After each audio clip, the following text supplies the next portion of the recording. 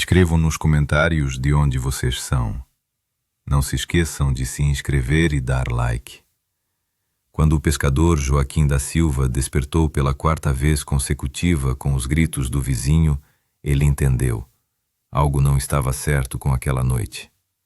Atrás da janela de sua cabana na ilha de Colares, piscava uma luz esverdeada que pulsava no ritmo de sua pulsação acelerada. Era 15 de outubro de 1977, e à sua frente estavam meses que mudariam para sempre a percepção sobre o que se esconde no céu noturno da Amazônia. A doutora Welaide Cezin Carvalho não podia acreditar no que via. A enfermeira de 22 anos do posto médico local estava acostumada com cortes de anzóis de pesca, picadas de cobra e malária, as desgraças habituais da vida na ilha. Mas isso não se encaixava em nenhum quadro médico. A primeira paciente apareceu ao amanhecer. A mulher tremia de terror, segurando o peito. Em sua pele viam-se 2 queimaduras perfeitamente circulares, de 7 a 8 centímetros de diâmetro, como se alguém a tivesse queimado com um cilindro em brasa. Mas o mais estranho eram os minúsculos furos dentro das áreas queimadas, como se agulhas tivessem perfurado a pele com precisão cirúrgica. "Doutora", sussurrou a mulher, a luz verde me tocou. Eu sentia como meu sangue ia embora, como se estivessem me sugando por dentro. Carvalho atribuiu isso ao choque traumático, mas quando 1 hora depois chegou um segundo paciente com lesões absolutamente idênticas, e depois um terceiro, 4º, o coração da enfermeira se contraiu de horror crescente. Ao meio-dia, haviam-se reunido 12 pessoas no posto médico. Todos tinham queimaduras idênticas. Todos contavam a mesma história. À noite, foram despertados por uma luz brilhante que mudava de verde para vermelho. A luz penetrava através das paredes, através das persianas, através dos mosquiteiros. Quando tocava uma pessoa, começava o verdadeiro martírio. As vítimas contavam que sentiam uma fraqueza paralisante, como se uma corrente elétrica atravessasse seus corpos. A pele nos locais de contato com a luz ficava vermelha instantaneamente e se cobria de bolhas. Mas o mais assustador era a sensação de que algo extraía deles as forças vitais. Literalmente sugava o sangue através dos poros da pele. O pescador Raimundo Monteiro foi o primeiro a ver a fonte dos pesadelos. Voltando da pesca noturna, notou sobre as copas das árvores um objeto silencioso do tamanho de um helicóptero. Um disco metálico girava lentamente em torno de seu eixo, emitindo raios pulsantes de luz azulada. "Mãe de Deus", exalou o pescador, benzendo-se. O objeto pairou diretamente sobre ele. De sua parte inferior estendeu-se um holofote potente que começou a vasculhar metodicamente a praia. A luz era azulada, meio fria, como descrevia depois Raimundo. Quando o raio deslizou sobre seu barco, o pescador sentiu como os cabelos se arrepiaram pela eletricidade estática. Obedecendo ao medo animal, Raimundo saiu correndo para o amigo. Conseguiram se esconder atrás da cabana exatamente no momento em que o objeto se virou e desapareceu silenciosamente no interior da ilha. Logo toda a ilha falava desses visitantes. Os locais os batizaram de chupa-chupa. Chupa-chupa porque após o encontro com as luzes misteriosas, as pessoas se sentiam desangradas e esgotadas, como se vampiros tivessem sugado a vida delas. A cada noite, os ataques se tornavam mais audaciosos. Objetos de várias formas, discoides, cilíndricos, cônicos, apareciam sobre os telhados das casas, penetravam nos cômodos e metodicamente escaneavam as pessoas dormindo com seus raios. Claudomira Paixão da Baía do Sol viveu um dos episódios mais aterrorizantes. Em 18 de outubro, ela despertou porque o quarto se encheu de uma luz verde brilhante que penetrou pela janela. "O ar ficou mais quente", contava depois. "Primeiro a luz era verde, tocou minha cabeça e deslizou pelo meu rosto. Acordei completamente e a luz ficou vermelha. O que viu em seguida fez seu sangue congelar nas veias. Na luz distinguiu a silhueta de um ser parecido com um humano, mas vestido com algo que lembrava uma roupa de mergulhador. Na mão a criatura tinha um objeto parecido com uma pistola. Ele apontou aquele dispositivo para mim, sussurrava Claudomira, e piscou 3 vezes, como se atirasse no meu peito. Todos os 3 raios acertaram quase no mesmo lugar. A mulher sentiu como agulhas perfuravam sua pele, e depois veio a paralisia. Não podia se mover, só podia olhar como o ser processava metodicamente seu corpo com sua arma infernal. O procedimento durou vários minutos, depois do qual a luz desapareceu tão subitamente quanto havia aparecido. Por vários dias, Claudomira experimentou forte fraqueza e dores de cabeça. No peito ficaram as queimaduras características com perfurações no meio. Em novembro de 1977, a situação em Colares havia se tornado crítica. A doutora Carvalho já havia documentado mais de 40 casos com lesões idênticas. Os sintomas pioravam. Os afetados perdiam cabelo ao redor das queimaduras, a pele escurecia, desenvolvia-se anemia. Algumas vítimas caíam em um estado que lembrava rigidez cadavérica. As mandíbulas se contraíam, os olhos ficavam fixos, mas a pessoa permanecia viva e consciente. O que mais aterrorizava era que os caçadores mostravam sinais de inteligência. Evitavam pessoas com armas, esperavam até que a vítima ficasse sozinha e até mesmo, parecia, estudavam o terreno antes do ataque. Testemunhas contavam como os objetos permaneciam por horas sobre a vila, emitindo finos raios de luz que penetravam nas casas e apalpavam as pessoas dormindo. Mulheres e crianças começaram a abandonar a ilha, indo para parentes no continente. Os homens organizaram vigílias noturnas, acendiam fogueiras e soltavam fogos de artifício, tentando afugentar os visitantes desconhecidos, mas isso ajudava pouco. Um carpinteiro de 50 anos, irritado com a perseguição constante, atirou com uma espingarda em um objeto que pairava sobre sua casa. A reação foi instantânea. Um raio brilhante envolveu o homem e ele desabou no chão, quase completamente paralisado. 15 dias, praticamente não conseguiu se mover, conservando apenas a capacidade de ver, ouvir e falar. O prefeito de Colares, José Ildone Favacho Soeiro, entendia que sozinho não conseguiria lidar com a crise. Cada noite trazia novas vítimas. As pessoas estavam à beira da histeria em massa. Algumas famílias até falavam em abandonar a ilha para sempre. O mais terrível era que apareceram as primeiras mortes. Como depois relatou o ufólogo Jacques Vallée, várias pessoas morreram em consequência da exposição aos misteriosos raios. As lesões nos corpos dos mortos eram similares às consequências da radiação de micro-ondas. Os órgãos internos ficaram literalmente cozidos com lesões externas relativamente pequenas. O prefeito, desesperado, se dirigiu a Brasília pedindo ajuda imediata. Pediu que enviassem militares, médicos, cientistas, qualquer um que pudesse parar essa ameaça desconhecida.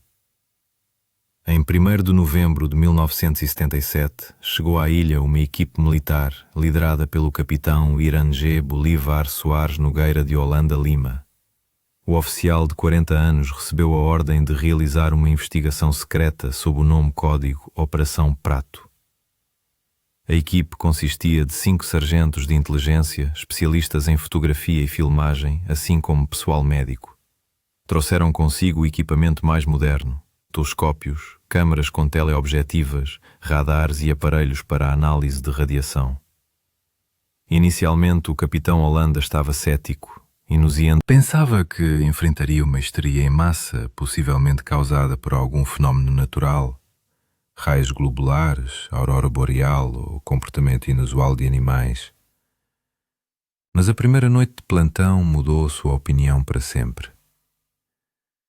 Por volta da meia-noite, apareceu sobre o acampamento militar um grupo de objetos luminosos.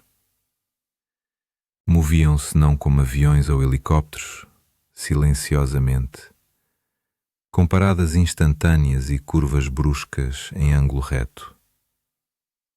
Um dos discos desceu até uma altura de 20 metros, diretamente sobre a posição do capitão. Pude distinguir sua construção, contava depois Holanda. Era um objeto metálico com uma cúpula no centro e fileiras de luzes na periferia. Emitia um som parecido com o funcionamento de um ar-condicionado ou com o estalo de uma corrente de bicicleta quando você pedala para trás.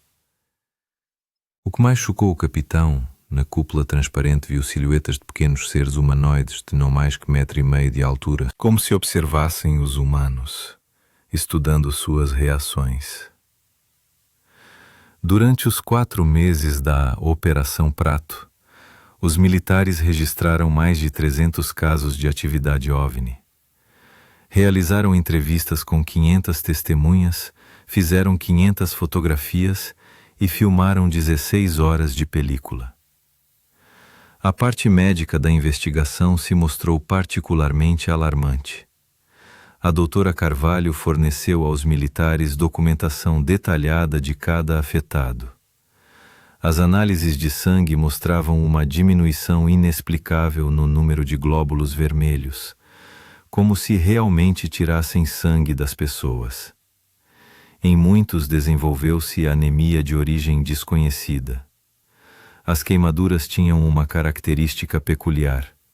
Amadureciam instantaneamente, cobrindo-se imediatamente de bolhas, enquanto queimaduras térmicas normais se desenvolvem ao longo de 72 horas.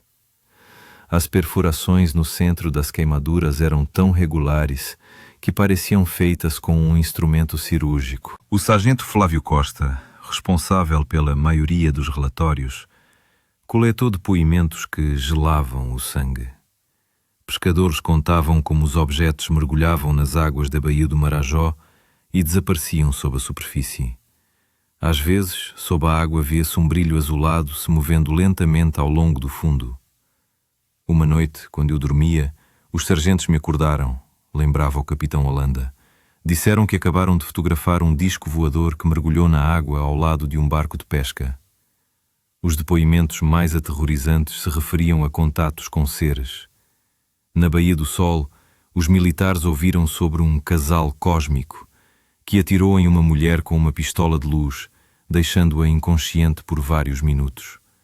Os locais descreviam os alienígenas como humanoides de baixa estatura, de cerca de pouco mais de 1 metro, vestidos com roupas metálicas justas. Tinham cabeças e olhos desproporcionalmente grandes e as mãos terminavam em dispositivos que pareciam armas. Esses seres agiam não caoticamente, mas segundo um sistema definido.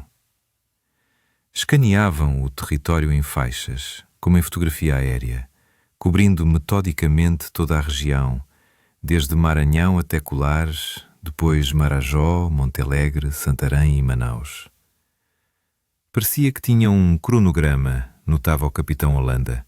Cobriam o espaço aéreo brasileiro e a região amazónica em faixas, exatamente como fazemos a fotografia aérea.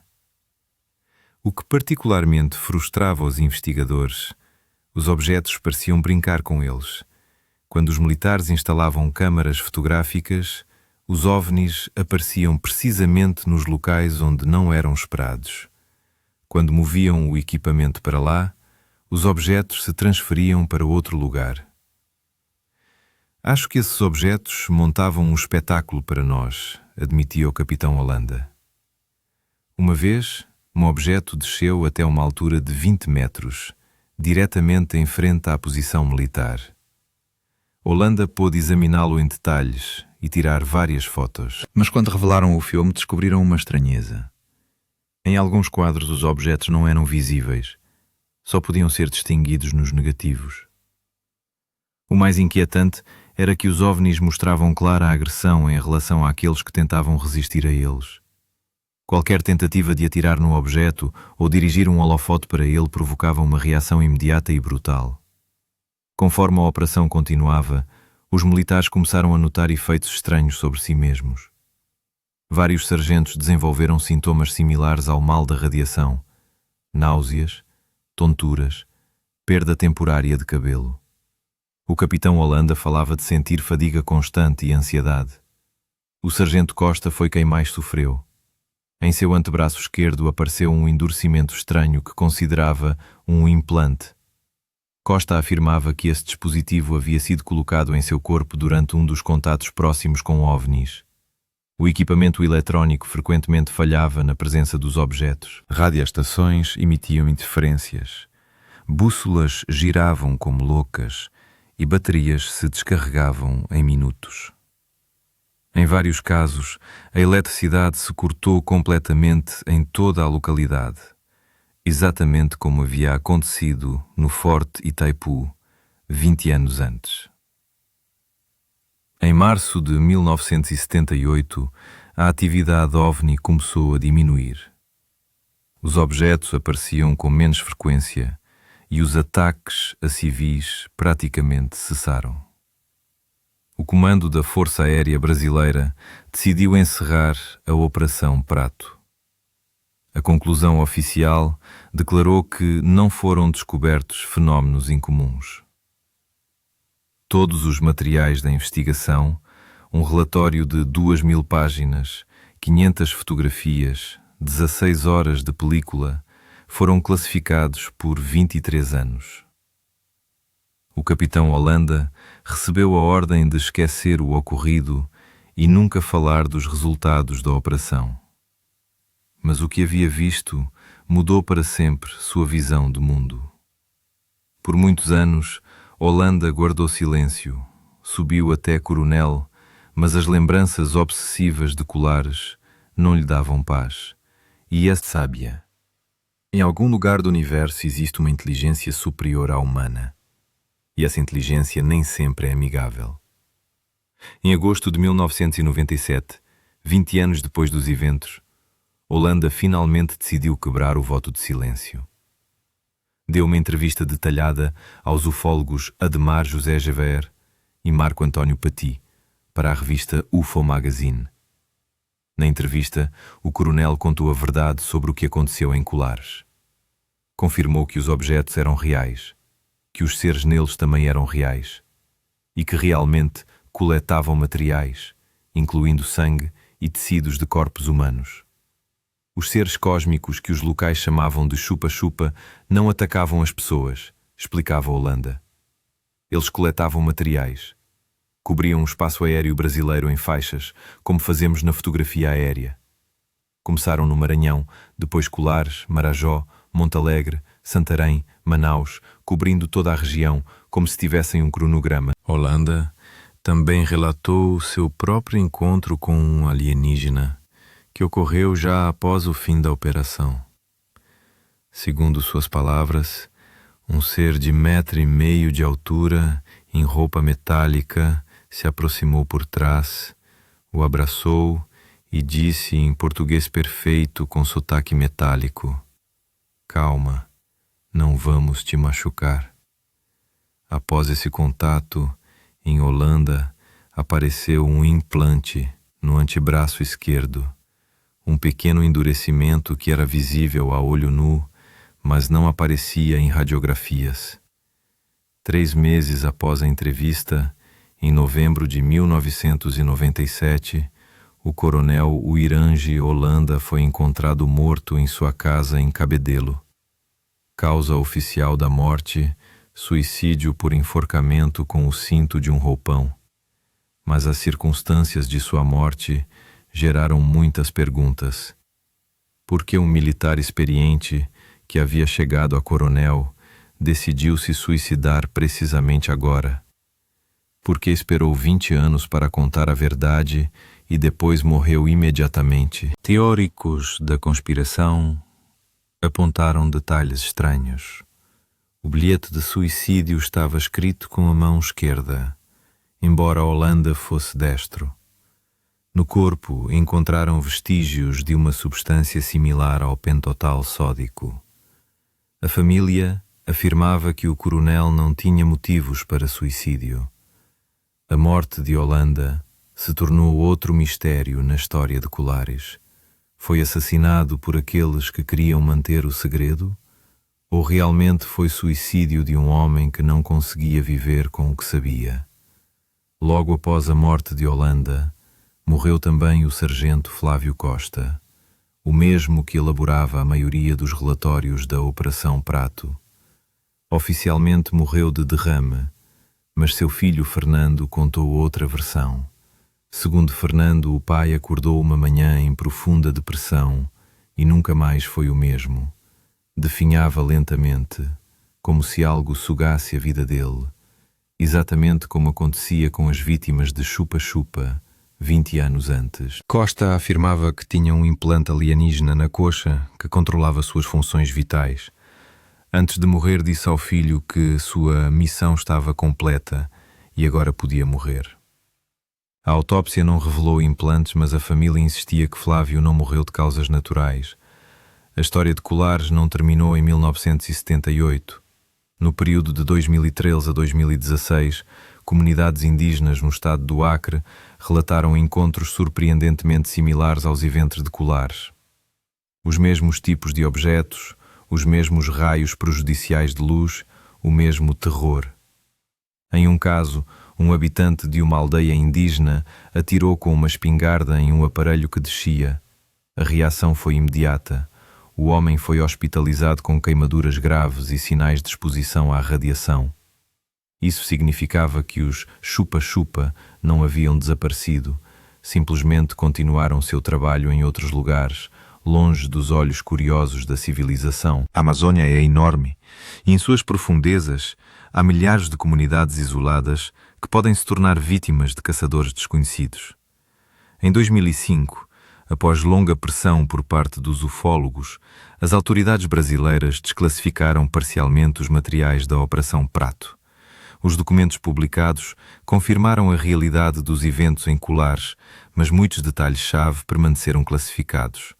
Os arquivos continham depoimentos de mais de 300 testemunhas, históricos médicos dos afetados, fotografias de OVNIs tiradas por militares, esquemas e desenhos de objetos observados, análises de solo e vegetação de locais de pouso, mas os materiais mais importantes, a película com gravações de OVNIs e relatórios detalhados sobre contactos com seres, continuam classificados até hoje.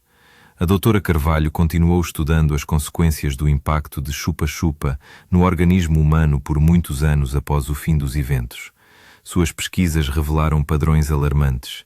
Todos os afetados desenvolveram sintomas idênticos: diminuição drástica do número de glóbulos vermelhos no sangue, mudanças irreversíveis na estrutura da pele em locais de queimaduras, fadiga crónica que durava meses, distúrbios neurológicos, dores de cabeça, insônia, depressão, em alguns casos, perda completa de cabelo em áreas afetadas. O particularmente aterrorizante era que esses sintomas correspondiam exatamente às consequências da exposição à radiação de micro-ondas de alta intensidade. Mas em 1977 não existia arma portátil capaz de gerar tal radiação. Ao longo das décadas passadas, foram propostas muitas teorias sobre a natureza dos eventos em Colares. Teoria de arma experimental. Alguns pesquisadores supunham que os OVNIs eram desenvolvimentos militares secretos dos Estados Unidos ou Novi Armas, testando novos tipos de armas de energia direcionada em população isolada. Teoria de fenómeno natural. Céticos explicavam os eventos por comportamento incomum de raios globulares ou outras anomalias atmosféricas características da região amazônica. Teoria de histeria em massa. A versão oficial supunha que os primeiros casos reais, possivelmente relacionados a mordidas de morcegos vampiros, provocaram uma reação psicológica em massa. Teoria de origem extraterrestre. Ufólogos afirmavam que os eventos provavam a existência de formas de vida inteligente extraterrestre, realizando experimentos biológicos sobre a humanidade. Nenhuma dessas teorias explicava todos os aspectos do ocorrido. As lesões físicas eram muito reais para a histeria em massa, muito incomuns para fenómenos naturais e tecnologicamente muito avançadas para a origem terrestre em 1977. Muitas testemunhas oculares dos eventos em Colares estão vivas até hoje. A maioria prefere não falar do vivido. As lembranças ainda lhes causam ataques de pânico e pesadelos noturnos. Claudomira Paixão, aquela mesma mulher que viu o ser com a pistola de luz, ainda vive na ilha. As cicatrizes em seu peito não desapareceram nas décadas passadas. Permaneceram como testemunho mudo daquela noite de pesadelo de 1977. Às vezes, em noites particularmente escuras, ainda acordo em suor frio, diz. Parece-me que a luz verde penetra novamente em meu quarto. Sei que é impossível, mas o medo ficou comigo para sempre. A doutora Carvalho, que no momento dos eventos era uma enfermeira muito jovem, se tornou a principal especialista em traumas OVNI no Brasil. Escreveu vários trabalhos científicos sobre aspectos médicos de contatos com objetos não identificados, mas admite que ainda não entende a natureza daquelas lesões que observou.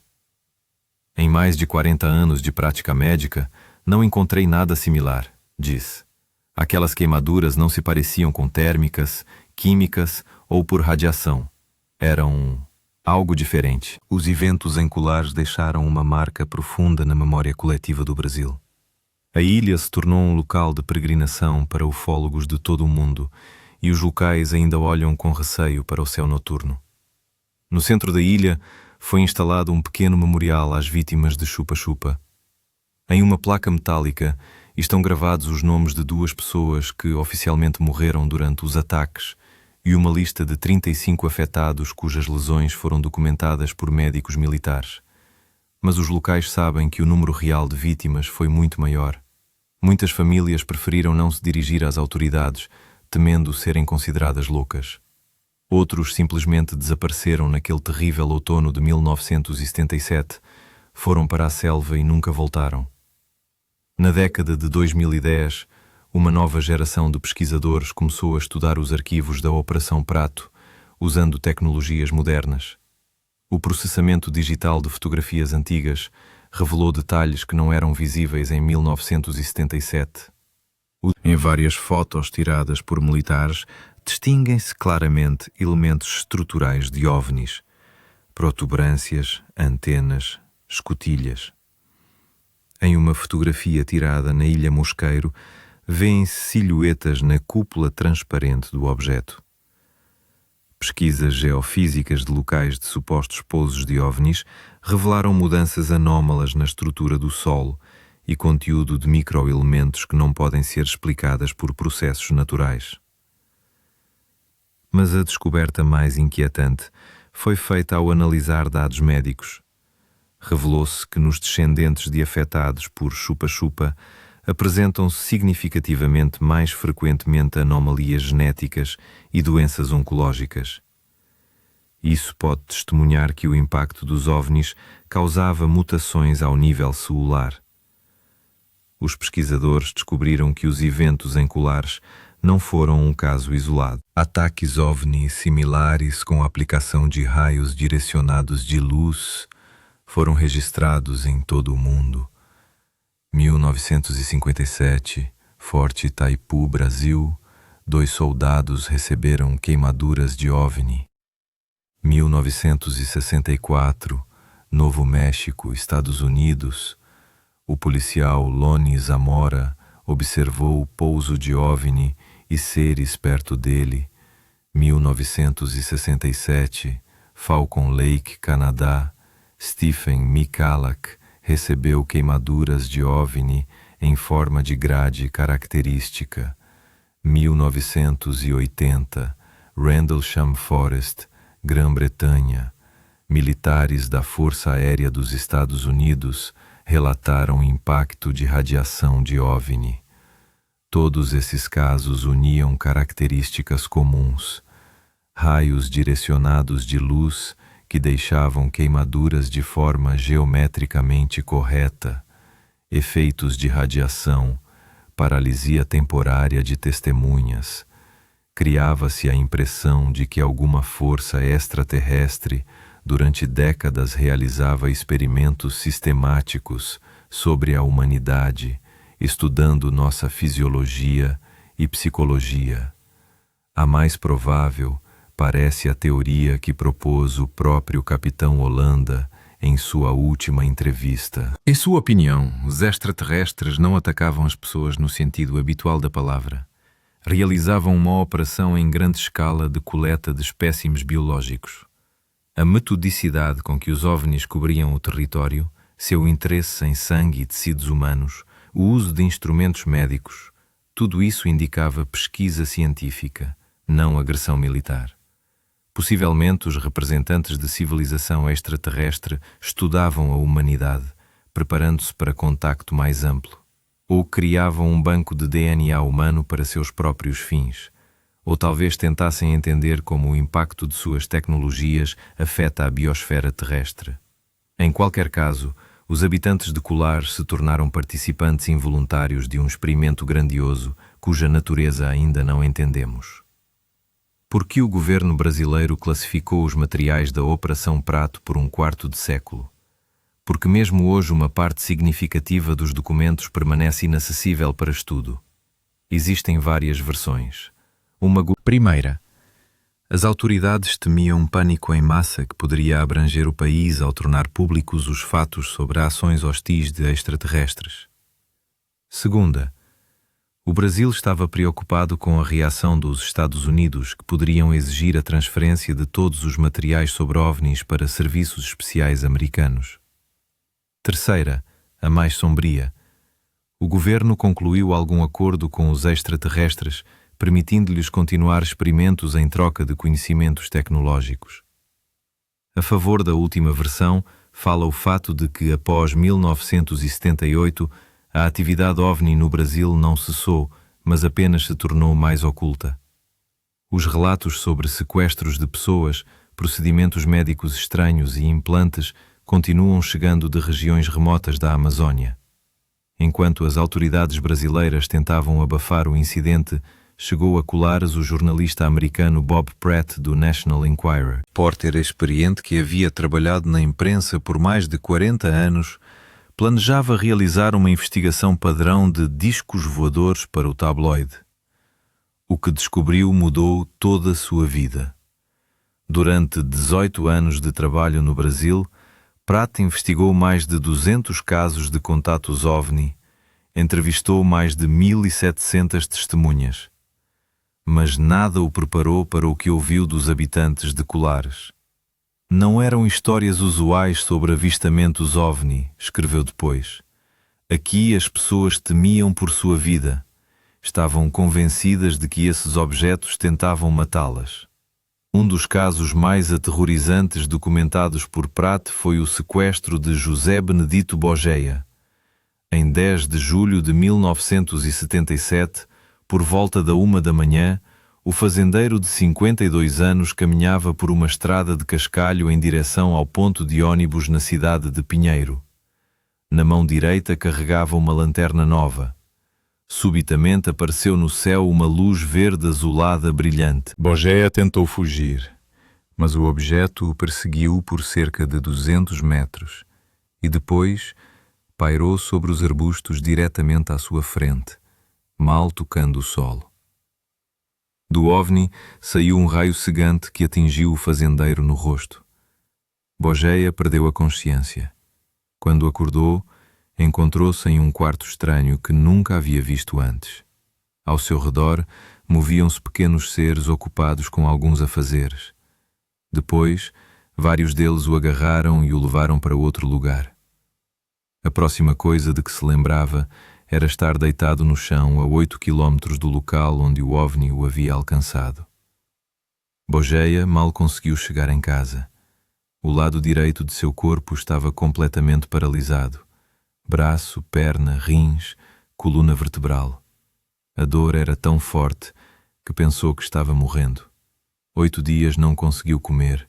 Várias semanas não conseguiu segurar nada na mão direita e se movia apenas com bengala. Mas o mais surpreendente foi que, durante o encontro com o OVNI, perdeu os óculos e só em casa percebeu que não precisava mais deles. A visão se recuperou completamente. Parcialmente, também se recuperou a audição, Agora podia distinguir sons altos, latidos de cães, buzinas de carros, às vezes até mesmo o toque do telefone. Um ano antes dos eventos em Colares, em abril de 1976, ocorreu um caso que pôde ser o presságio do pesadelo que se aproximava. Na cidade de Quixadá, o fazendeiro Luís Fernandes Barroso foi à sua fazenda verificar o gado. Era uma viagem semanal habitual que preferia fazer nas horas que antecediam o amanhecer. Por volta das 2 da manhã, quando Barroso viajava de carroça pelo pasto, do céu desceu um grande objeto luminoso e pairou perto dele. Da parte inferior do aparelho abriu-se uma escotilha da qual saiu um potente raio de luz quente. Barroso perdeu a consciência. Depois de várias horas, encontraram ele e o burro na estrada em estado de estupor, a 3 quilómetros da fazenda. O que aconteceu depois se tornou um dos exemplos mais aterrorizantes das consequências a longo prazo do contacto com OVNI. Após o encontro com o objeto, a saúde de Barroso começou a se deteriorar rapidamente. A pele de seu rosto ficou vermelha, como queimada, e as capacidades mentais começaram a se degradar. Em alguns dias, seu cabelo embranqueceu, começaram falhas de memória. A família o levou para hospitais de Fortaleza, mas 16 médicos não conseguiram estabelecer um diagnóstico preciso. Os médicos apenas notavam que sua mente se tornou como a de uma criança. 17 anos, Luís Barroso passou em estado de inválido indefeso, acamado. No final da vida só conseguia pronunciar 3 palavras: mamãe, dá e medo.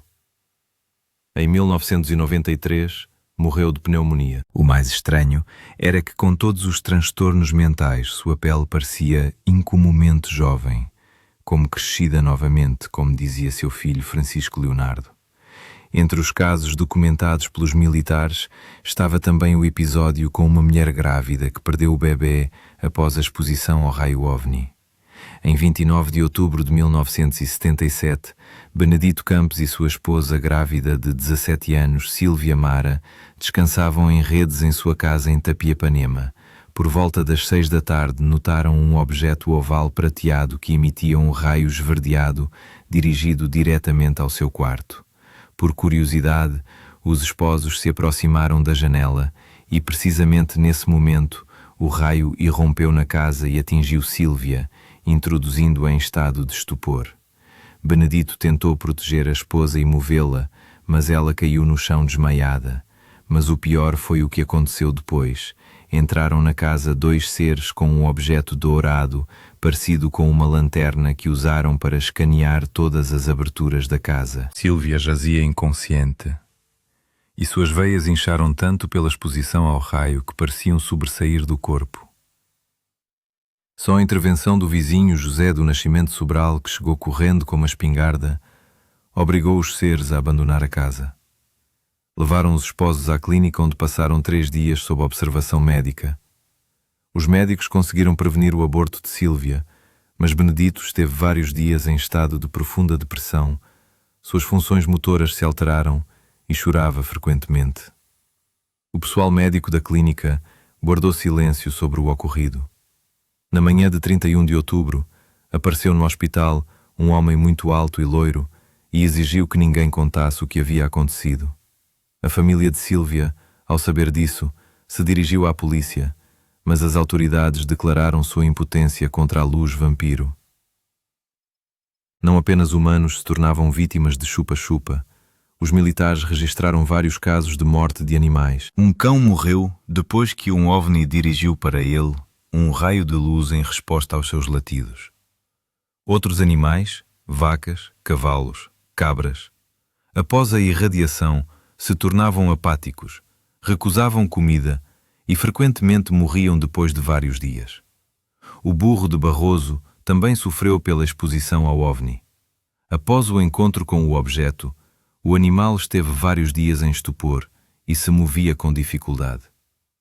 Não se conservaram relatórios veterinários. Em 1977, nas regiões remotas do Pará, não havia especialistas qualificados para tratamento de animais. Mas as testemunhas afirmavam que os sintomas no gado eram similares aos observados em humanos: queimaduras, paralisia, esgotamento geral.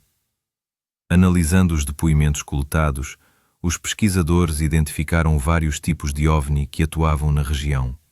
Objetos discoidais, discos voadores clássicos de 5 a 50 metros de diâmetro com cúpula no centro e fileiras de luzes na periferia. Precisamente estes escaneavam mais frequentemente as pessoas com raios médicos. Aparelhos cilíndricos, objetos alongados parecidos com charutos ou dirigíveis, de até 100 metros de comprimento. Usualmente pairavam alto no céu e serviam, provavelmente, como naves-mães para objetos menores.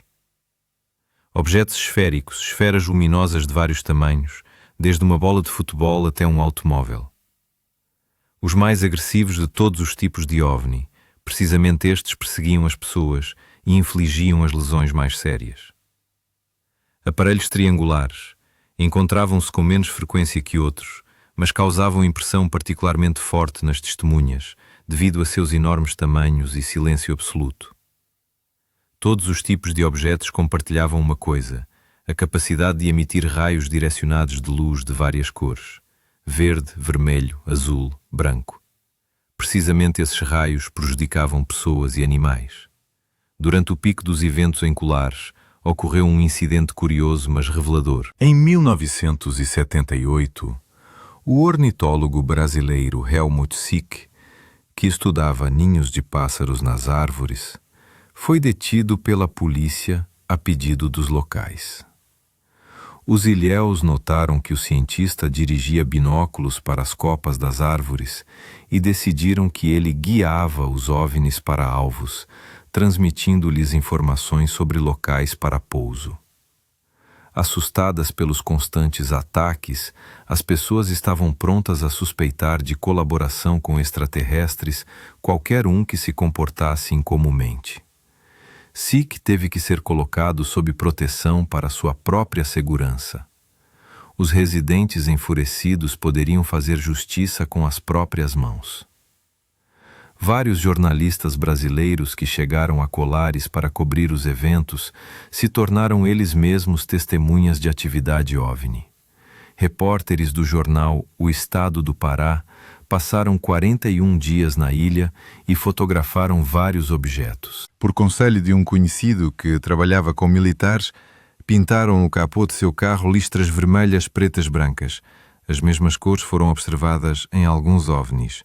Depois disso, o número de encontros aumentou drasticamente. Estávamos dormindo quando fomos acordados por um flash azul acinzentado brilhante, contava um dos jornalistas. Sentimos um golpe poderoso, como se algo tivesse batido no carro com força enorme.